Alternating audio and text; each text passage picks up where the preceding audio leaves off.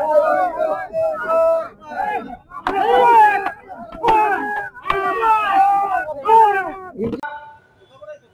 कुत्रा आहे का नाही याला एक आपण म्हणतो एखादं वासरू पळायला नमस्कार तुला सांगणार लोकनेते राजाराम बापू पाटील व आपले नेते जयंत पाटील यांच्या माध्यमातून 40-50 वर्षात हा तालुका सुजलाम झालेला आहे आणि तू भरल्या असली वक्तव्य करून आमच्या दैवतांच्या लोकनेते राजाराम बापूंच्यावर असली वक्तव्य करून भरल्या तू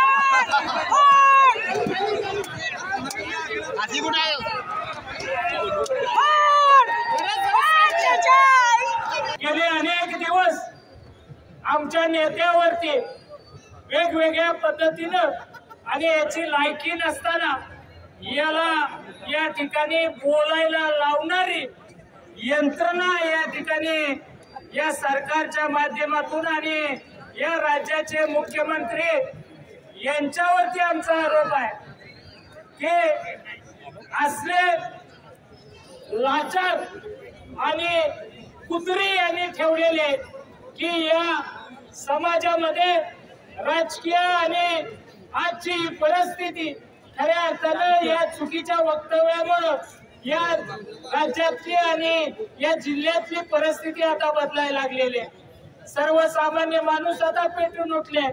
माझी विनंती आहे की घटना काय घडली आणि हे माणूस बोलतोय का। एक अभियंता जो त्या ठिकाणी वर्षर म्हणून काम करत होता त्याने सांगलीमध्ये आत्महत्या केली।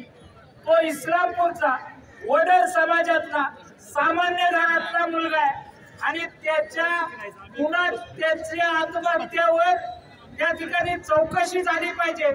त्याच्या कुटुंबाची मागणी करते याची चौकशी त्या ठिकाणी झालेली पाहिजे। असं जर ते कुटुंब मागणी करत असेल आणि त्याला जर तालुक्यातनं माणसं जर खऱ्या अर्थानं त्याच्या आत्महत्या संबंधी याला जबाबदार धरत असतील तर त्या ठिकाणी पहिला गुन्हा या आमदारावरती नोंदला पाहिजे।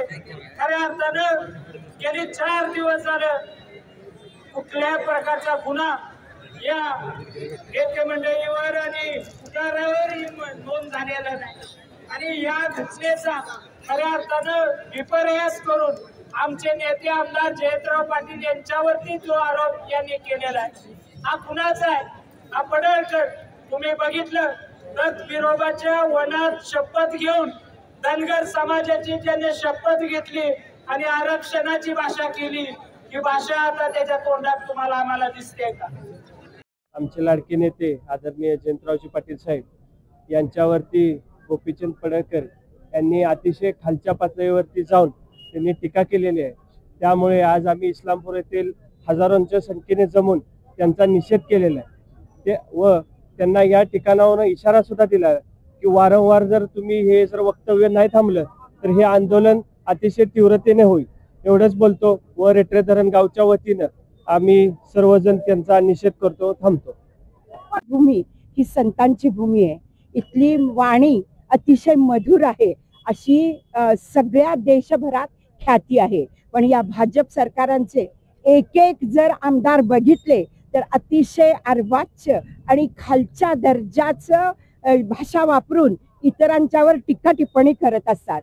आज हा जो कोणी आमदार आहे, जो निवडून आलेला आहे जत तालुक्यामधून, या आमदाराची नाव घ्यायची सुद्धा लायकी नाही. आणि यानं लोकनेते राजाराम बापू पाटील यांच्या नावातला र सुद्धा उच्चारायची त्याची लायकी नाहीये. आमच्या साहेबांनी, माननीय जयंत पाटील साहेबांनी जेवढं काम केलेलं आहे, जेवढे वर्ष काम केलेलं आहे, तेवढा या कुत्र्याचं वय सुद्धा नाहीये. पण तरी सुद्धा हा माणूस त्यांच्यावर काहीही बोलत असतो. मी माफी मागते की माझ्या तोंडातून ही शिवी गेली, पण त्याशिवाय त्याला पर्याय नाहीये. पण तरी सुद्धा मला एवढं सांगावंसं वाटतंय की या महाराष्ट्राचे मुख्यमंत्री माननीय देवेंद्र फडणवीस साहेब, आमच्या साहेबांची ही ताकीद आहे आम्हाला की चांगलंच बोलायचं म्हणून, नाहीतर त्याचं फडणवीस न करता मी नक्कीच फसवणीस म्हणून केलं असतं.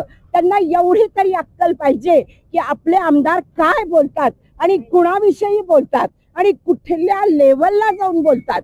त्यांना आवर घालायचं काम यांनी केलं पाहिजे. आणि म्हणूनच मी स्वतः मागच्या महिन्यात एक निवेदन दिलेलं आहे, तरी सुद्धा या फडणवीस साहेबांना जाग आलेली नाहीये. आणि म्हणून मी स्वतः माझ्या सगळ्या मुस्लिम बांधवांच्या तर्फे मी या गोपीचंद पडळकराचा आणि या महाराष्ट्राच्या मुख्य खुर्चीवर बसलेल्या मुख्यमंत्र्यांचा आणि त्यांच्या सरकारचा तीव्र निषेध करते. मला एवढंच सांगायचं आहे.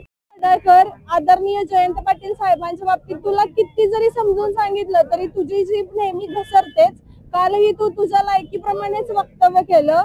आदरणीय जयंत पाटील साहेब, राजाराम बापू, लोकनेते राजाराम बापू, आदरणीय जयंत पाटील साहेब यांचा 40 वर्षापासूनचा वारसा आहे हे पूर्ण वाळवा तालुक्याला माहिती आहे.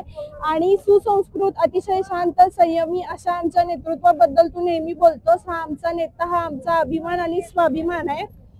आणि आदरणीय जयंत पाटील साहेबांच्या बद्दल हे जे काय तुम्ही वक्तव्य केले, आज आपण ज्या एका प्राण्याला अभावपूर्ण श्रद्धांजली वाहिली, त्या प्राण्याचं नाव सुद्धा घेण्याची माझी इच्छा नाही. पूर्वीपासूनच मी त्याचं काही व्हिडिओ वगैरे बघत नाही.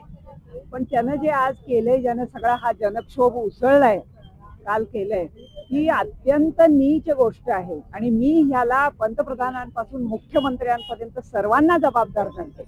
कारण आजची ही जे सत्ताधीश आहेत आणि हे मुख्यमंत्री आहेत, हे नुसतं सोशल मीडिया एवढा त्यांच्या हातात आहे आणि नुसतं वार्ताहरांना गोळा करून त्यांची भांडणं लावायची, त्यांचे वादविवाद प्रसारित करायचे, असले व्हिडिओ तुम्ही प्रसारित करता. एक सिंगल काम जर तुम्ही केलं असतं तर तुम्ही त्याची केवढी जाहिरात केली असती. एवढा मीडिया तुमच्या हातात आहे. आणि एकही कामावर न बोलता तुम्ही नुसत्या भांडणावर बोलता, वेगळे स्वतःच वक्तव्य करता आणि त्या वक्तव्यांच्यावर चर्चा चालू ठेवता.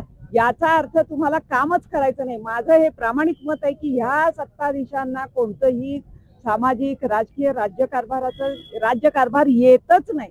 आमचे साहेब एक नसले सत्तेवर तरी एवढं डोंगरा एवढं काम करतात.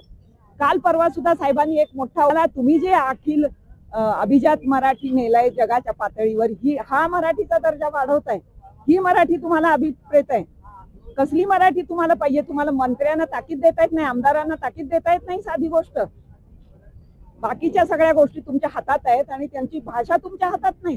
हे कोणाला खरं तरी वाटेल का? का तुम्ही स्वतः याला काही विशेष मानत नाही? कुठल्या दर्जाचे तुम्ही मुख्यमंत्री आहे? असा मला तुम्हाला सवाल विचारायचा.